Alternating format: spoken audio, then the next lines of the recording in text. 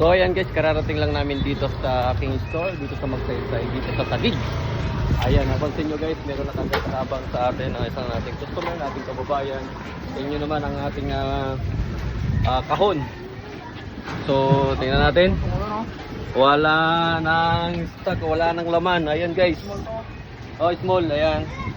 Ito yata yung kapalit kanina. So walang stock, no? So ganyan, every week po tayo nagpapa-deliver, no? Ang ating mga itlog. So ganyan po kabilis ang itlog natin. Ayan, at binababa na ng ating kasangga sa hanap buhay na si Paring Iman. Ayan. Shout out sa ating mga kababayan dyan na nag-aabang. Ito na po ang ating mga itlog. Ayan. Uy, nabasag na. Uy, basag na. Ito, pag sinabi na to ay pangulam na. So ayan guys, may mga pangulam na tayo. So yung mga walang kakayanan bumili ng itlog, binibigay natin to. So, ayan. So PL, balot-balutin na lang natin to. Pero yung ganito, balot na 7 na lang. So baguhin mo yung presyo nito, gawin mo ng 240. Pero 850 pa rin yung presyo niya. Itong dalaw na lang ito. 240, ito ay 230. Pero yung lang per tray lang. Tapos ayan. So papaguhin natin yung presyo dahil doon sa ating mga nadaanan ay talaga namang binabahan nila. Ewan ko saan sila kumukuha, no?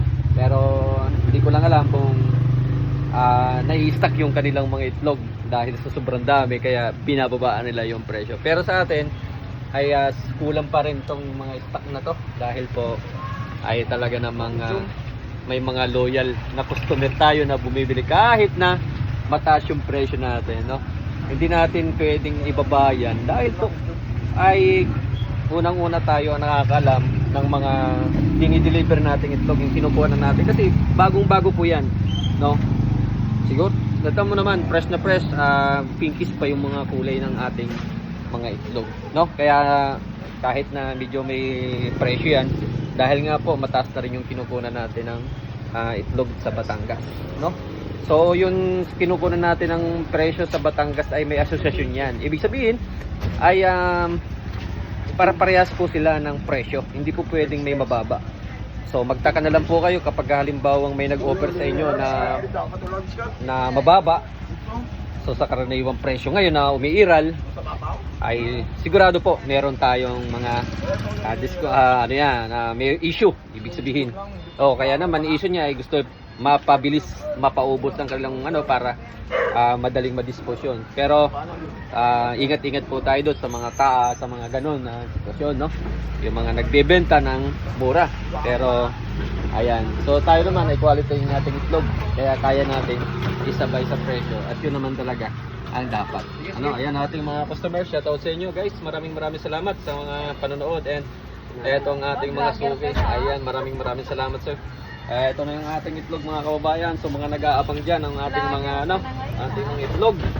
Ito na po ang itlog ninyo, fresh na fresh from the farm. Ayan. The farm. Oo, kaya itlog lang yan kayo na at nandito na kagad sa Taguig. Ayan mainit-init pa. Mainit-init pa. Ayan, mainit-init pa. Kaya yung pagpisa niya, pagbaak ninyo, buong-buo pa yan, unlike sa iba. Yun ang pinagmamalaki natin. Yan ang pinagmamalaki natin dito sa store natin, sapagkat tayo na mismo ang nagdi-deliver, tayo mismo ang nagpi-pick up. Kaya naman nakakasigurado tayo sa ating mga customer na talagang fresh at bago ang ating ipinibintang itlog. Ayan, sa mga suki.